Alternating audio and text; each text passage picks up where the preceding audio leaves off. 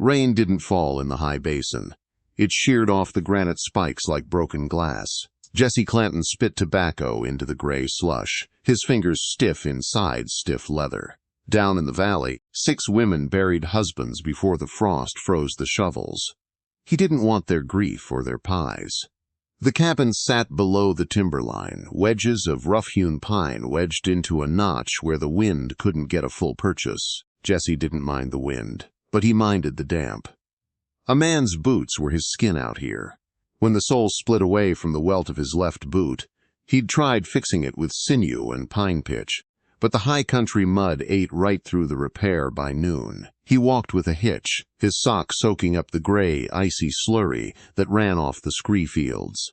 He rode into the settlement of Oakhaven on a Tuesday. It wasn't much of a town, just a blacksmith's forge that smelled of wet coal, a general store with salt pork that tasted like brine and hair, and 7 houses clustered together like sheep in a nor'wester.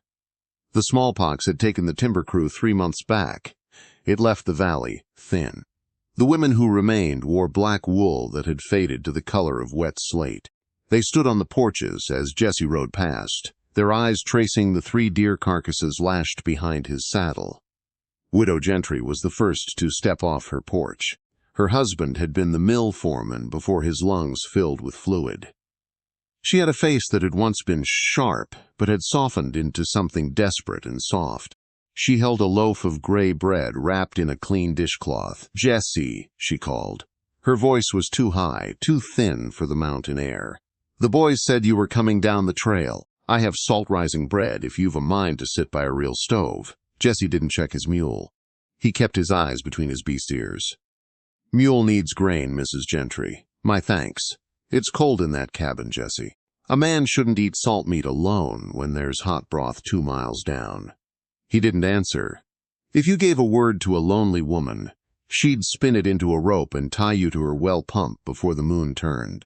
He'd seen men get caught that way, men who just wanted a warm biscuit and ended up clearing 5 acres of rock for a family that wasn't theirs until their backs broke and their knees gave out. He tied the mule outside the livery. The town was quiet, save for the rhythmic clink-clink of the smithy and the crows fighting over an old dog carcass behind the dead house. He walked into the general store, his left boot squelching with every 3rd step. The storekeeper, an old Missourian named Miller, whose teeth had all gone brown and loose, looked up from a ledger. "Here you took 3 blacktails out of the upper drawers," Miller said, his thumb marking a line in his book. "The widows could use the tallow, Jesse. They're running short on candles." "The tallow's mine," Jesse said. He dropped 3 dried beaver pelts onto the counter. They were clean, stretched tight on willow hoops, the fur thick and dark from the early freeze. "I need powder, double F, and lead if you got the molds for a 50 caliber. Got the lead, no molds. Had to sell the last pair to a traveler heading toward the Great Salt Lake." Miller looked down at Jesse's feet. "You're leaking grease, Clanton." Soling gave out. "Go see the German's girl. She's living in the lean-to behind the tannery. She's got her old man's tools, though she don't say much. Mostly because she ain't got the English for it, I reckon." Jesse picked up his powder tin. "The German died in the spring." "Aye." The girl stayed. "Nobody wanted her for a cook. Us is too much lard, they say, and she ain't exactly the kind of woman a man looks at twice when he's looking for a wife. She's built like an ox and works like one. But she can fix leather." Jesse took his pelts' worth in trade and walked down the alley behind the livery. The smell of rotting hides grew stronger. It was a sour vinegar stench that bit the back of the throat. The lean-to was made of scrap slab wood and old canvas tarps that had been greased against the sleet. A thin wisp of willow smoke came from a stovepipe that looked like 3 lard tins soldered together. He didn't knock. There wasn't a door to knock on, just an old horse blanket hung from a wooden peg. He kicked the side of the sill with his good boot. "Inside," he said. The blanket moved. A girl came out into the gray light. Miller hadn't lied about the size of her. She was 20, maybe less, but she had the shoulders of a drayman.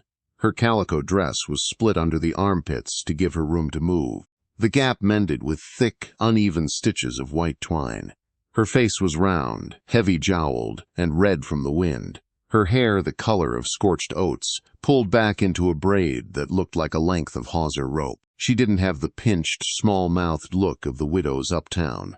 She looked like something carved out of a turnips and cabbage patch. She looked at his boots first, not his face, not his rifle. "Split," Jesse said, pointing with his toe. "Can you run a welt through that, or do I need to buy new?" She didn't speak. She reached down, her fingers thick and blunt, and took him by the ankle. Her grip was cold but solid as an iron vise. She turned his foot to the side to see where the stitches had rotted out from the lye mud of the flats. She let go, stood up, and pointed inside. The lean-to was small. It smelled of tallow, neatsfoot oil, and sauerkraut. A low bench sat by the tiny stove, covered in awls, cobbler's hammers, and hanks of waxed linen thread. There was no bed. Just a heap of buffalo robes in the corner on top of 3 cedar planks to keep them off the mud. She reached out her hand. She wanted the boot. Jesse sat on a 3-legged stool that creaked under his 6-foot frame. He unlaced the boot, the leather stiff and cold against his calf, and pulled it off. His wool sock was black at the heel and smelled of old sweat and hemlock needles. He didn't care. A man who lives alone doesn't apologize for his stink. She took the boot. She didn't look disgusted. She didn't hold it away from her nose like the shopkeeper's daughter did when he brought in his winter shirts for washing. She carried it to the bench, sat down on a low stump, and tucked the boot between her heavy thighs. Her name was Martha, though the town called her Big Marta. She didn't look up when he sat back against the slab wall. She just picked up a bone scraper and began to clean the old mud out of the welt line. The scraper went scritch, scritch, scritch against the leather. Outside, the sleet began to hit the canvas roof with the sound of thrown sand. Jesse watched her hands. They were large, the knuckles scarred from old cuts that had healed white against the red skin. She didn't work like a woman who was trying to prove something. She worked like a mule in a harness, steady and slow, putting her weight behind the iron awl until it punched through the double-thick oak sole. "You need a piece of willow in the shank," Jesse said. "The iron one rusted out 3 winters ago." She didn't give any sign she'd heard him. She reached into a small box, pulled out a strip of cured ash wood, better than willow, tougher, and shaped it with 3 quick strokes of a drawing knife. She fitted into the hollow of the sole, her thumb pressing it down until it clicked. A woman from the town, Mrs. Miller, or one of the younger widows, would have talked by now. They always had a line of talk that ran like a creek over gravel, asking about the high country, asking if the beaver were scarce, asking if he didn't get lonely up there where the snow stayed till July. They wanted to see if there was a crack in him where they could wedge an iron. This one just worked. Her breath came heavy through her nose, a regular rhythmic sound that matched the punch of the awl. An hour passed. The small stove began to die down, the willow wood burning fast and leaving nothing but white ash.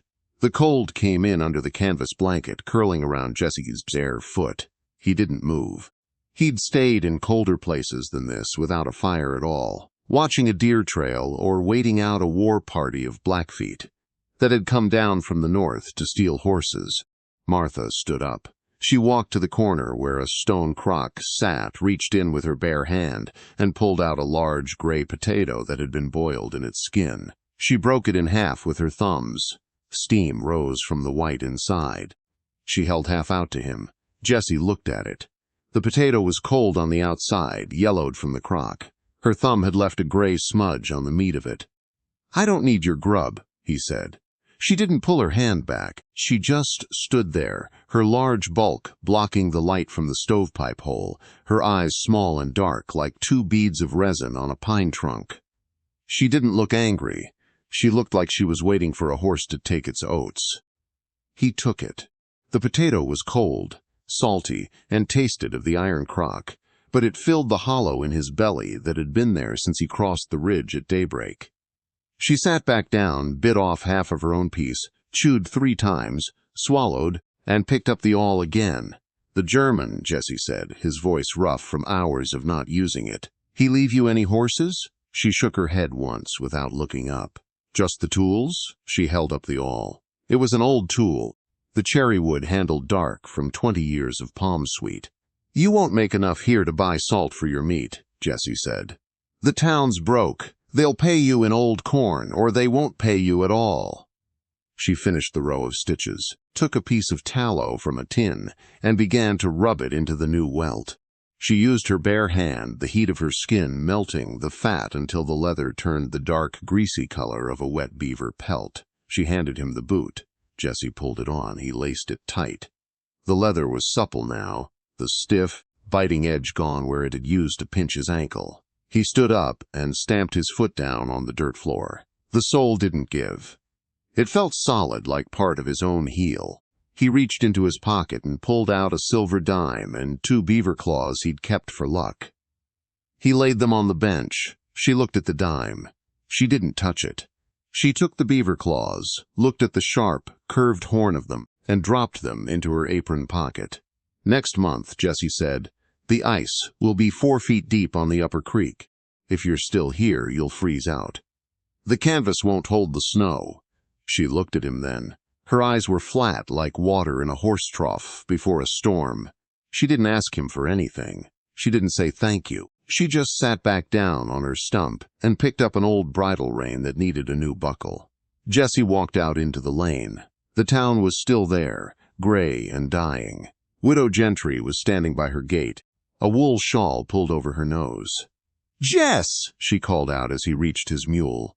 "You forgot your bread!" He didn't look back. He swung into the saddle, his left foot feeling the warm, grease-softened leather of his mended boot, and turned the mule's head toward the timberline. The 3rd week of November brought the hard freeze.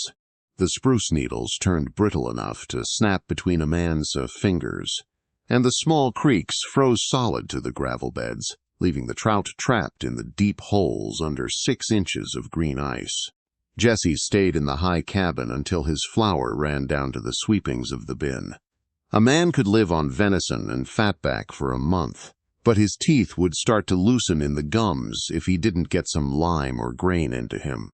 He shot 2 bull elk in the willow bottoms, took the hides and the backstraps, and loaded the mule until the beast's hocks were trembling. When he reached Oak Haven, the settlement looked smaller, as if the cold had shrunk the houses. He went to the store first. Miller was sitting so close to his drum stove. His trousers were smoking. "The German's girl is done for," Miller said before Jesse could even drop his packs. "Some boys from the lower creek came up last Sunday, drunk on potato whiskey.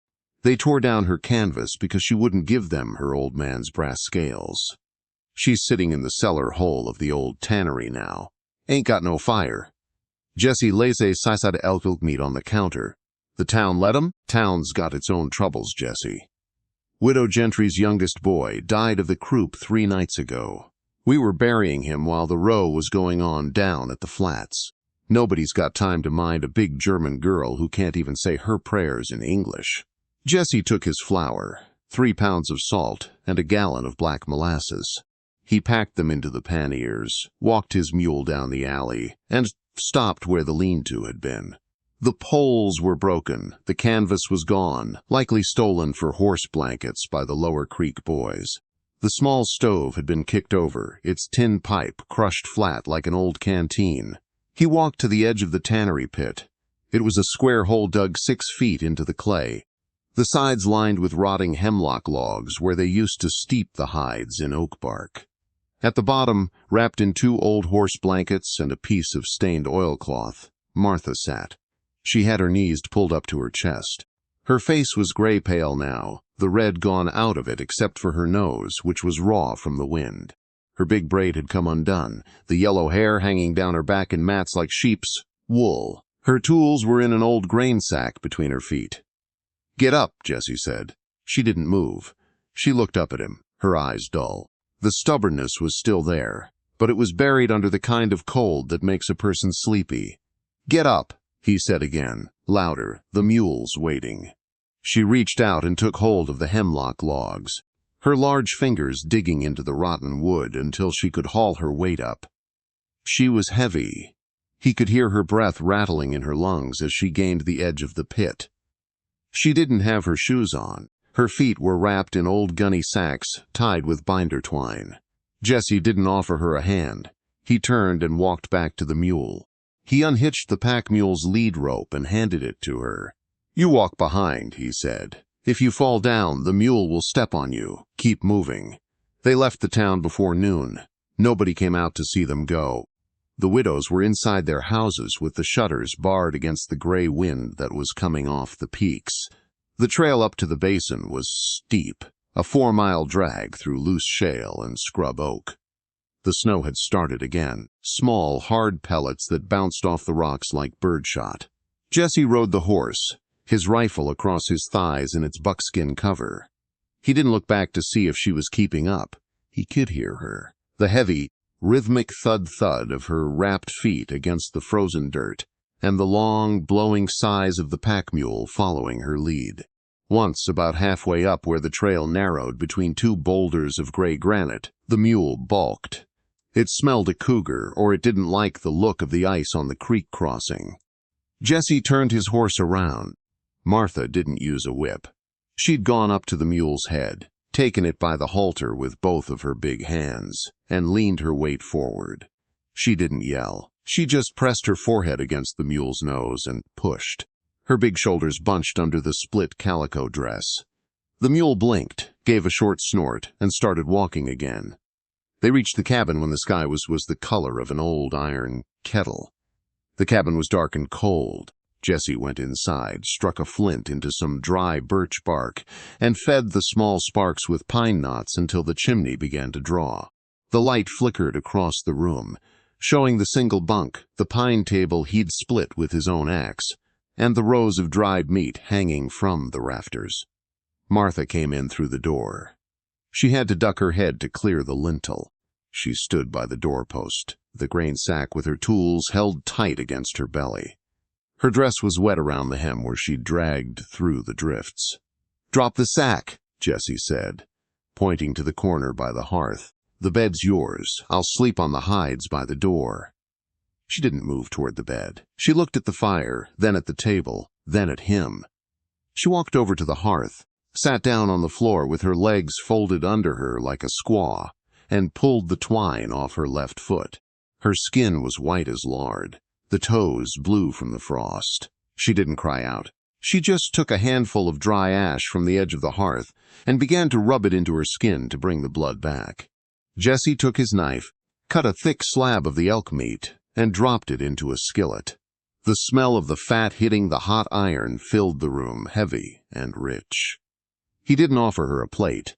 He just handed her the skillet when the meat was gray through. She ate with her fingers, her large jaws working with a slow, steady crunch. She didn't look around the cabin to see what he had or what he lacked. She didn't look at him like she owed him her life. She looked like she'd just moved from one camp to another because the wood had run out at the first one. When she was done, she took the greasy skillet, went to the water bucket by the door, and used a handful of coarse salt from the jar to scrub the iron clean.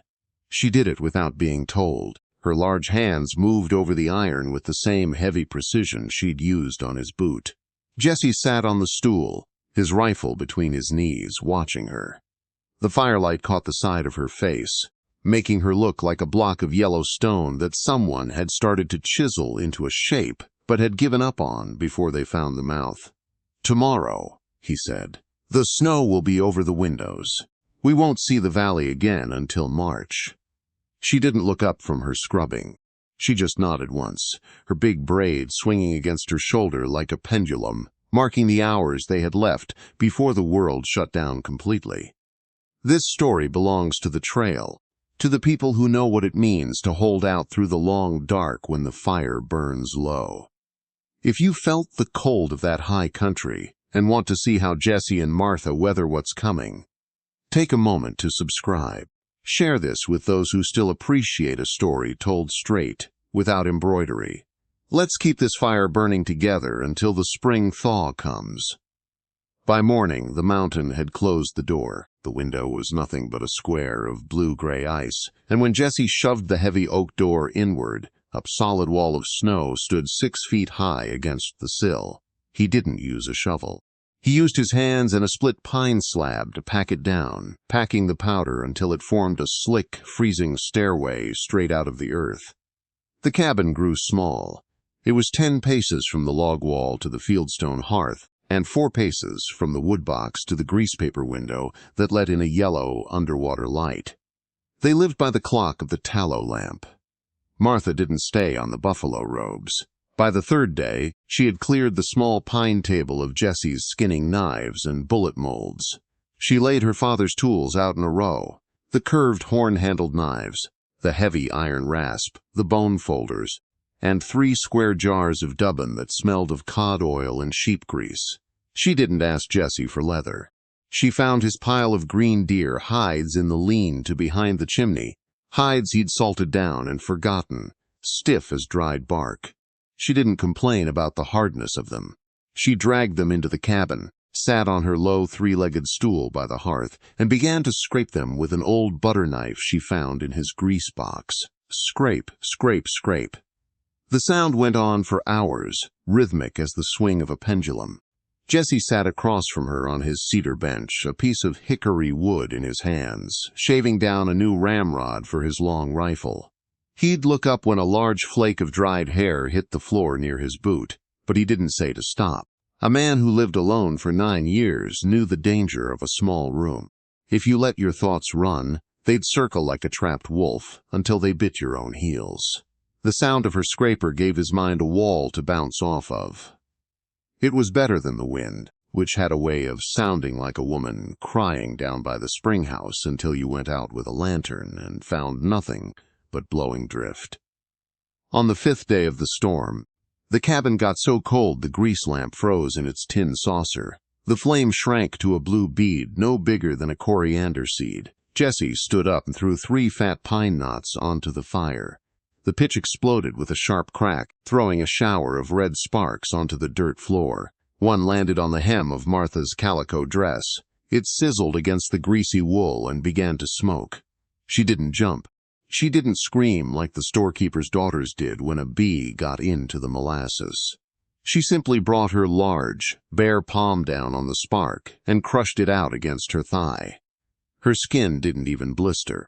It was too thick from the livats and the handle of the rasp. She looked up at him through her pale lashes. Her face was greasy from the hide fat, her nose still red at the tip. "More wood," she said. It was the first English word he'd heard her speak clearly since they'd left the valley. Her voice wasn't high like the widows' voices. It was a low, flat gravel rumble that sounded like a heavy stone being dragged over an oak floor. "Wood's outside," Jesse said, pointing his thumb toward the snow tunnel. "Under the tarp. It's ice-logged." She stood up. She was taller than him when she stood straight, her bulk filling the narrow space between the table and the rafters. She didn't look for a shawl or a coat. She took his old canvas tracking jacket off the wooden peg by the door, split the shoulders with a heavy shove of her arms because it was too narrow across her back, and walked up the snow steps into the white dark. Jesse didn't follow her. He went back to his ramrod, his thumb checking the roundness of the hickory wood. A minute passed. Then 5. The wind outside gave a long, low scream that set the iron kettle on the crane to humming. When she came back down, she wasn't carrying 3 or 4 sticks like a town woman would. She had an entire log of green larch, 4 feet long and as thick as a horse's belly, balanced across her shoulder. Her face was purple from the blast, her breath coming in white plumes that froze into her yellow eyelashes.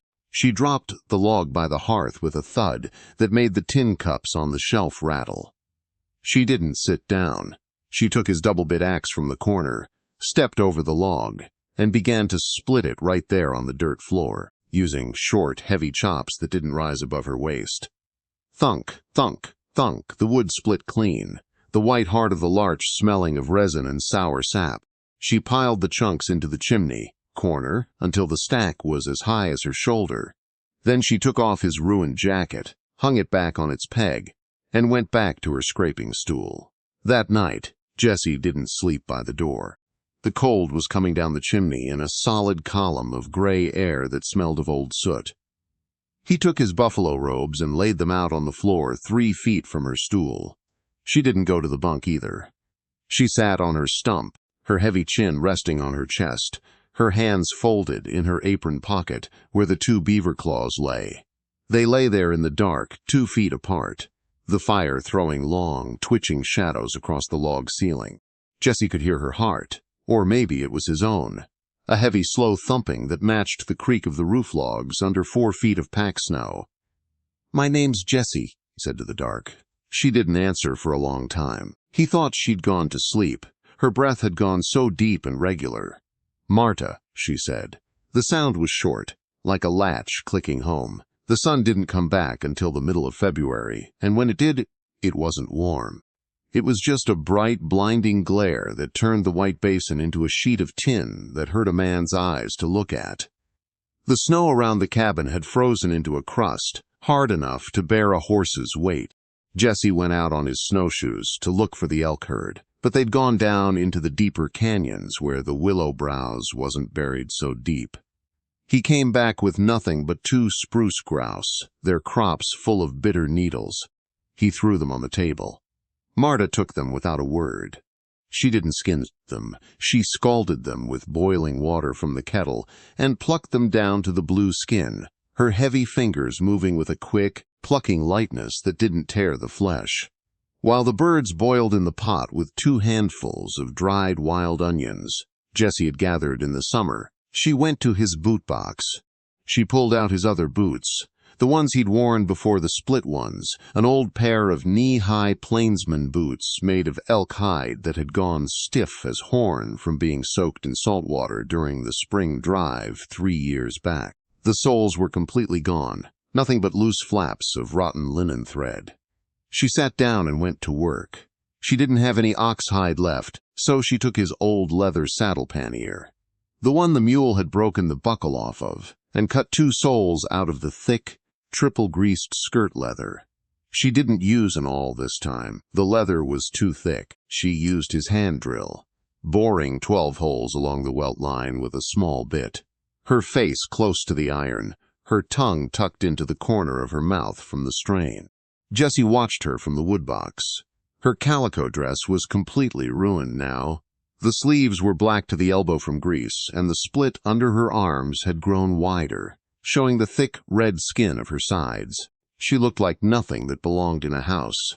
She looked like an old anvil that had been left out in the rain until the rust had turned into a part of the iron. "The widows," Jesse said, his voice quiet against the bubbling of the pot. "They would have had that dress mended with lace by now. They would have had a ribbon in their hair." Marta stopped the drill. She didn't look up, but her big shoulders went rigid under the wool. "Widow Gentry," Jesse continued. "She told me a man needs a woman who can sing a hymn when the sun goes down. Says it keeps the wolves away from the stock." Marta turned her head slowly. Her eyes weren't dull anymore. They were dark and hot, like the bottom of a forge when the bellows stop. She reached into her apron pocket, pulled out the 2 beaver claws he'd given her, and slammed them down on the pine table with enough force to split the wood. She pointed at the boots. Then she pointed at the pot on the stove. Then she pointed at herself, her big thumb sinking into the fat of her chest. She didn't say a word. She didn't have to. The movement said everything a man needed to know. "The widows have their hymns. I have the leather. Choose." Jesse looked at the beaver claws on the table.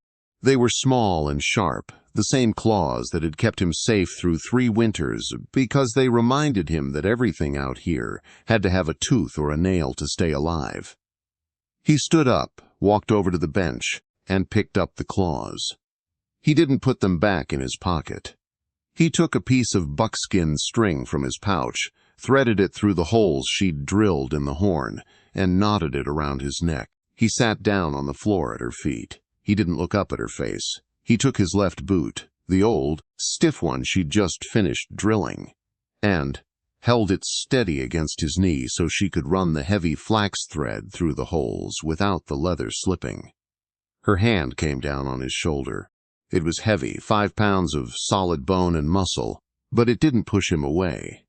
It stayed there, warm through his grease-soaked shirt, while her other hand pulled the thread tight with a sharp twang that sounded like a bowstring in the quiet cabin.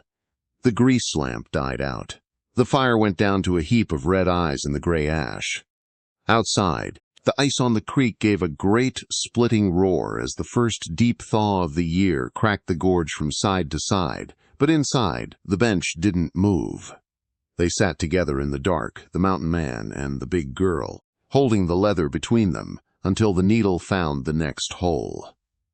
This story belongs to the trail, to the people who know what it means to hold out through the long dark when the fire burns low.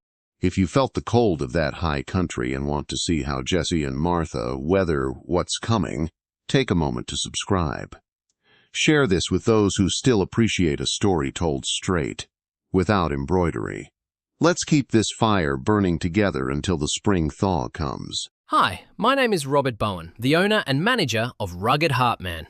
After watching the video, beaten for 3 years by a powerful rancher, then the mountain man arrived, I'd really like to know what you think. How did this story make you feel? For me, this story is really about courage, compassion, and the difference one person can make by refusing to look the other way. It reminds us that even in difficult situations, choosing kindness and standing beside someone who needs support can leave a lasting impact. Those are the kinds of choices that often define our character. What part of the story stayed with you the longest? Was there a moment that changed the way you felt about one of the characters? Maybe this story encourages us to pay a little more attention to the people around us and never underestimate the value of offering a helping hand when someone is struggling. If this story meant something to you, I'd love to hear your thoughts in the comments.